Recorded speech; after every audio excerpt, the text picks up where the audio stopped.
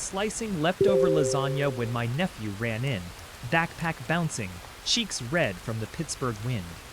"Uncle Jake, look!" he said, yanking out a wrinkled sheet of paper. A family, all circles and stick legs, beamed out in marker lines. A woman with brown hair, a little girl with crooked pigtails, and two men labeled Dad and Other Dad. Over the little girl, in purple letters, the teacher had written Mia. Over the woman's head, taped like a sticker from another life, was a photo my sister keeps in a frame on her mantle. My wife's face, laughing over a cake the year we got married. Until that second, I thought I knew what a punch in the gut felt like. Turns out, my ribs had been practicing for this. The lasagna slid off the plate onto the floor with a wet thud.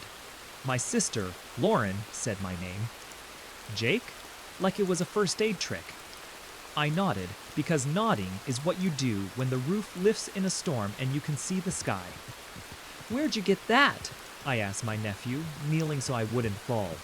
My knees pressed into a crumb of tile. It hurt. It kept me awake. "From school," he said. "The first grade buddy program. We read with the younger kids. I got paired with Mia. She said that's her family." "Her last name?" I said, and it came out thin. He chewed on the end of a shoelace. "Grant," he said. "There's a click in an HVAC unit when the thermostat calls for heat. You learn to listen for it, because it tells you what's about to move. That click went off inside me. Grant." The name slid through a memory, a comment on a wedding photo my buddy had posted months back. The account name was Miag Look At Me Art, with a little star after it. The profile was private. I hadn't thought much of it. Some friend of a friend's kid who liked confetti. But now my nephew's drawing made a straight line where there had only been fog. I left the lasagna on the floor and told Lauren I needed a second. In her hallway, the heater kicked on and blew lukewarm against my shins. I stared at the scuffed baseboard and saw the last 3 years of my life laid out like parts on a tarp. Alice's weekend float shifts in pediatrics, her scrubs folded on Fridays, the smell of hospital antiseptic on her hair when she came home on Sundays after lunch. All the nights I'd lay on our couch in Brookline, phone face down, trying not to count the hours until the door opened. I believed it was tired love, exhausted love, good love doing its best in bad light. I pulled my phone out and typed, "Cranberry Township Pediatric Urgent Care Weekend Float," and got a list of clinics. Then I opened our phone bill, app 1 of those family plans where you can see everything if you click enough, and scrolled the location history. Most nights were what I knew, our address, a gas station on Banksville, my midnight calls from a furnace in Beachview. But on Fridays, around 9:40 p.m., a dot hopped north on 2079, curved past the stadiums, and slid along 79 until it rested in Cranberry like a coin at the bottom of a wishing well. Another dot, same place, around midnight. Another at 6 a.m., Saturday, every weekend. Months of it. I stared at the little pins until they blurred. When I got home that night, Alice was at the sink, letting the water run over a cereal bowl like it had done something wrong. She wore the blue sweatshirt she always throws on when she's home, Pitt Nursing in yellow letters, and she looked like a painting someone had moved to a different wall. "How was Lauren?" she asked. I held the drawing. "Do you know Amia?" I asked. "Watching her pupils is how I'd learned to read when a house is about to lose heat. The smallest changes tell you what's coming next." Alice's pupils tightened, a pinhole in a shutter. "Mia's a common name," she said lightly. "Why?" "First grade buddy program," I said. "My nephew met a Mia. She drew a picture of her family. 2 dads. A mom named Alice." I waited for her to say, "Not me." I waited for the relief to seep in like warm air. "Jake," she said, rubbing her forehead, "I've had a long day." "So have I." I put the drawing on the table. "What's your last name?" She sighed. A gentle sound you'd miss if you weren't standing this close. "Miller," she said. "I married you. I'm legally Alice Miller." "I know what our license says." My voice wanted to turn into a roar. I made it walk. Do other people call you something else? Sometimes patients say, Miss Allison, because they hear Alice wrong. I don't correct them. The conversation skidded. I could smell her shampoo. It smelled like oranges, not antiseptic. Show me your key ring, I said. She frowned. What? Your key ring. She pulled it from her bag, tossed it. The keys clattered. I knew the weight of our house key, the Honda fob, the old gym tag, but there were duplicates. 2 more house keys I didn't recognize, each with colored caps. A small round key, a lot like the ones landlords use for laundry rooms. A brass key with a notch I hadn't seen before, attached to a tiny rubber tag stamped with 6B. What are those? I said. Not a question. Old, she said. I should clean them off. I looked at the door. Our deadbolt key didn't have a notch like that. The room narrowed. I saw the back of our Honda in my mind, saw the little grease smudge I'd noticed on Sunday near the latch. Pop the trunk, I said. Jake, she tried. Pop the trunk. She pulled the fob. We walked out to the curb. Inside the trunk, under the picnic blanket we keep for fireworks at Point State Park, was a white plastic booster seat, still in a Target bag but unfolded like someone had tested it. 2 Cheerios rattled in the cup holder. I put my hands on the lip of the trunk and felt the cold through my palms. We don't have a kid, I said, like I was trying to convince a jury that gravity's a rumor. She closed her eyes. We help out at work sometimes, she said. A patient's family. Do you really want to use the word patient right now? I asked. My voice cracked. I thought of the dots on the map, one on top of another like thumbprints. She opened her mouth, closed it, and walked back inside. The trunk stayed open, like the car was going to swallow me if I got any closer. The next morning, I drove to the elementary school on Brownsville and signed in at the office like a cousin volunteering. It was easy to ask for the first grade hall. Everything smells like crayons and Lysol. On a bulletin board, under a banner that said, "Family is a verb," I found more drawings. In one, a brown-haired mom and a smiling little girl watered tomato plants. The little girl had labeled herself Mia and drawn a small blue house with big windows. At the bottom, in sleepy teacher handwriting, Mrs. Porter's class, Families We Love. "Can I help you?" a voice said. I turned. A woman with kind eyes and a lanyard smiled. "Looking for someone?" "I'm Mia's uncle," I said, and it came out before my brain voted. Her mom asked me to pick up a copy of the parent contact sheet for a play date. The woman nodded, stepped into a classroom, and came back with a printed sheet. "Rows of names, phone numbers. We usually email these," she said. "But I can print one for you this time." "Thank you," I said. My hands shook. I scanned for Mia. There. Mia Grant. Mother, Alice Grant. Number, a Cranberry area code. Address, a cul-de-sac I recognized from a job I'd done last summer. Those identical beige townhomes with the thin trees that look like pencils. "Mrs. Porter?" Another teacher called down the hall. "I'm coming," she said. Then to me, "Tell Alice we'll send future stuff by email." "Of course," I said. I walked out and sat in my truck, my breath fogging the windshield while the heat struggled to catch up. I stared at the printout. I read the words until they stripped themselves of meaning. Then I drove to Cranberry because the alternative was to swallow my tongue. The cul-de-sac was quiet, a loop of tidy driveways and wreaths that all came from the same store. A woman in leggings walked a golden retriever and gave me a neighborly wave as I sat at the curb. I felt obvious, like a stain on a shirt. On the second loop, I saw her, Alice stepping out of a townhouse with a grocery tote on her shoulder. She wore sunglasses, though. The day was gray, and her hair was in the weekend bun she never wore at home. She clicked the car unlocked. A man stepped out behind her, holding a toddler on his hip. The little girl in his hand had pigtails that weren't crooked. She bounced. The man kissed Alice's cheek like it was practice. My heart made a noise that didn't belong in a body. I pressed my forehead to the steering wheel and breathed until I could be human. I drove away. On the way back, I pulled into a Sheetz and sat in the parking lot with my phone and my rage and typed Alice Grant into the rental website we use when we move people. A listing came up for 6B Maple Loop. Lease start, August 1. Tenants, Alice Grant and Thomas Grant. One note, one child under 5 registered for HOA playgroup. I stared at the screen until a worker asked if I was okay. I nodded, like the nodding was the only thing I still knew how to do.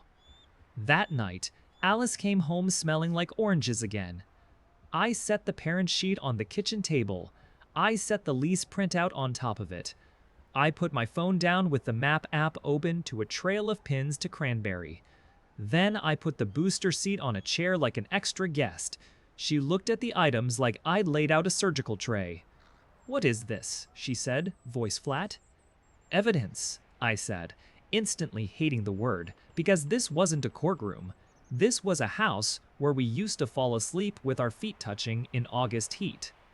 "You went to a school," she said, as if that was the part that mattered. "I went to our life," I said. She set her bag down carefully. "You have no idea what you're doing." "Then help me understand," I said, and I heard my voice finally spin up into the thing I was trying to keep it from being. "Who is Thomas Grant? Is he dad or other dad? Which one am I?" Her face hardened the way a lake does when it freezes from the edges in. "This is not your business," she said. That sentence landed like a wrench thrown into a fan. Everything stopped. Then everything shook. "It is my business," I said quietly. "It's my marriage. It's my house. It's my wife." She laughed once, and it sounded like a cough. "Your wife? I'm not your anything right now. I'm trying to keep something delicate from breaking. You don't even get that." "Is that what you call it?" I said. "Delicate?" She rubbed her eyes again. "I didn't set out to hurt you." "I know you didn't set out to marry me while you married him on weekends," I said, and the line was ugly, but I couldn't stop it. "How long?" Her jaw shifted. "You don't want every detail." "I want enough detail to find my life," I said. "How long, Alice?" 3 years, she said, looking at the refrigerator instead of me. "Longer if you count before the lease." "Before the lease," I repeated, because sometimes your mouth is the only part of you left. The fight didn't go cinematic. There were no plates breaking, no neighbors knocking. There was just a chair backing against the wall, and the light buzzing, and me saying, "We need help," and her saying, "If it helps you feel better." We found a mediator because neither one of us trusted ourselves in a therapist's room where secrets die on soft carpets. At mediation, Alice sat on the edge of a gray chair like she was waiting for a bus. The mediator, a woman with a steady voice, asked us to speak in I phrases. I said, "I feel like the floor dropped out and I'm still falling." Alice said, "I regret not telling you," and I wanted to bark at the word regret because it sounded like the morning after a party, not a second family. The mediator asked Alice to name the people in her home in Cranberry. Alice stared at her hands and said, "Thomas." And then she said, "Mia," and paused. And then she said, "Baby Eli." And I learned, in the space of a breath, what a second heart attack inside the first one feels like. I hadn't known about Eli. The second dad wasn't metaphor, it was design. I stood up because if I didn't, I'd stop being a person. "You have a son," I said. "You have a son and you didn't tell me." The room tilted. I found the corner of the table and held it like a railing. "I was going to," she said. "You were so steady. I needed that. He needed that. And Thomas." "Don't say steady like it's a sin," I said. "I fix other people's air when their houses can't breathe. I come home smelling like basements, and you thank me with a second mailbox." "Jake," the mediator said softly, "do you want a minute?" "No," I said, and I meant it. I want this to end the right way, with the truth. The diapers in the back of her car, the extra house key with the 6B, the cranberry dots like breadcrumbs, the night shifts, the neighbor's golden retriever. When I drove back there later, a terrible idea made necessary by the fact that breathing required it, I parked farther away. This time, a neighbor was out watering the patch of grass near the mailbox, the hose looping like a green snake. "You moving in?" she asked. Mid-50s, a soft jawline that tells you she bakes at holidays, the kind of neighbor who brings over banana bread with a toothpick in it. "No," I said, "helping a friend." She squinted at me. People in cul-de-sacs are good at knowing who belongs. "You related to the Grants?" she asked. "Not anymore," I said, because sometimes the only defense left is a bad joke. She lowered the hose. "They've been here a while," she said in the voice people use when they're deciding how honest to be. "Third year, I think." "She's nice. Quiet." He coaches t-ball. "She's always got the kids strapped into those seats like they're going to launch. You hear the doors in the morning. Click, click. Routine, you know." I knew. My life had been a collage of clicks. Back home in our kitchen, Alice stood with her hands around a mug like it was the only warm thing left. We were two people making eye contact across a fault line. "Say something that isn't." "I'm sorry," I said, "because that doesn't get air into a room with no vents." She set the mug down. "I loved the way you made things run," she said. "I loved your predictability. It was like standing on a dock that doesn't move. But docks aren't houses." "Then why'd you build a house on me?" I asked. "Because I thought I could live on two piers," she said, finally looking at me. "I thought I could be a nurse who helps children breathe, and a wife who keeps a calm home, and also a woman who is wanted." Thomas saw the messy parts. He knew me in the gaps between shifts. "You knew the version of me I could keep neat." She breathed out. "I kept them both because I'm a coward." There's a point on every job where you stop trying to coax the old unit back to life and you tell the homeowner they need a new one. Costly, but honest. I put my hands on the counter and felt the laminate under my fingers, all the small stains we'd made together. "I'm not a doc," I said. "I'm a person. I can live with messy. I can't live with make-believe." When the mediator asked me what I wanted, I surprised myself by saying it plain. "I want to leave before I become a ghost," I said. Alice blinked, and it was the first time I saw her eyes wet.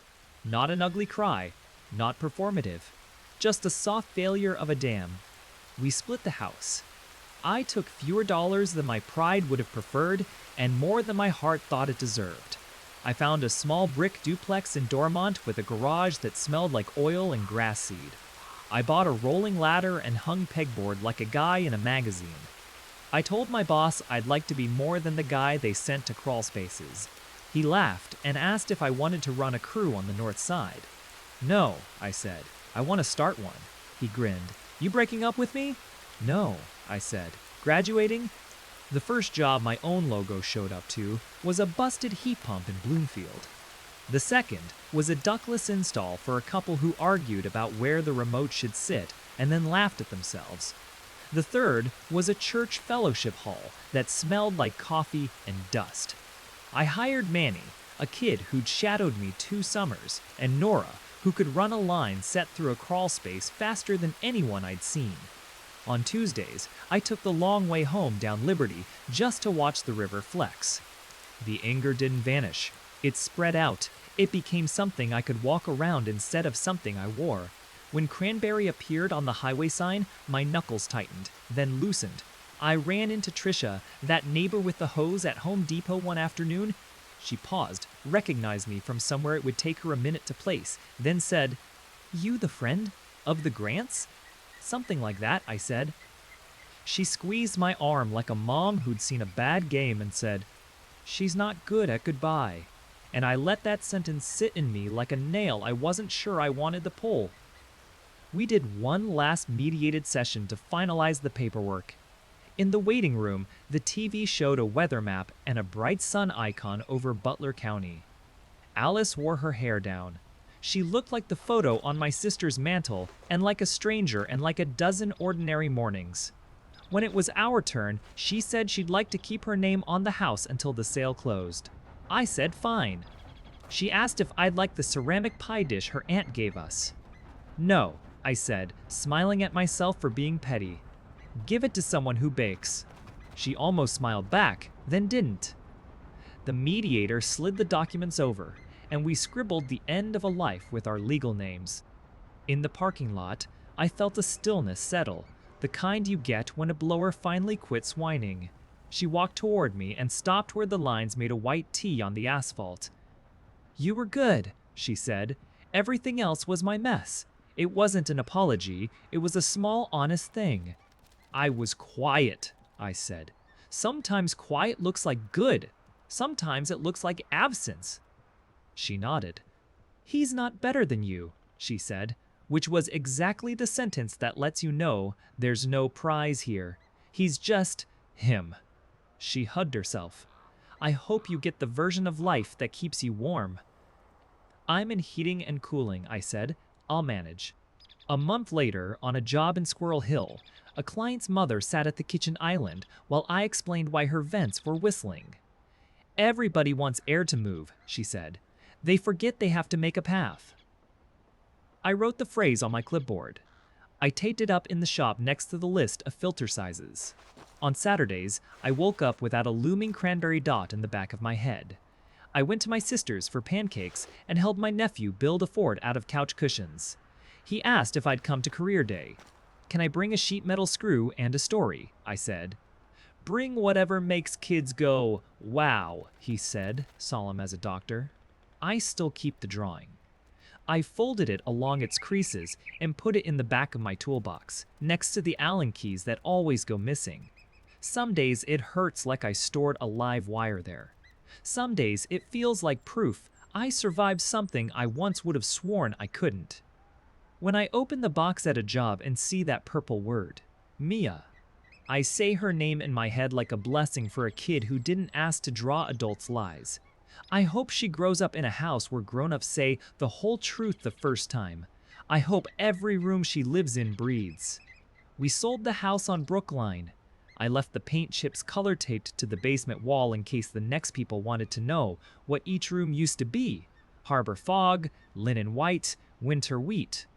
The day I moved the last box, I stood in the kitchen and watched the late afternoon light bounce off the sink. Alice used to fill with bubbles on Saturdays. The faucet dripped twice and then stopped. In the quiet, I heard my own breath. The system came back into balance. Maybe it had been waiting for me to stop lying to myself.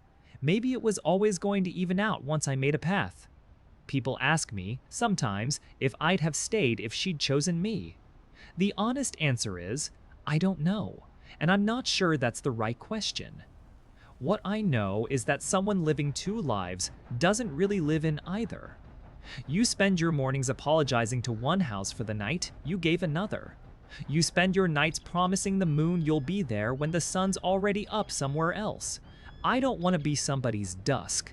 The last time I saw Alice was at a grocery store on McKnight Road.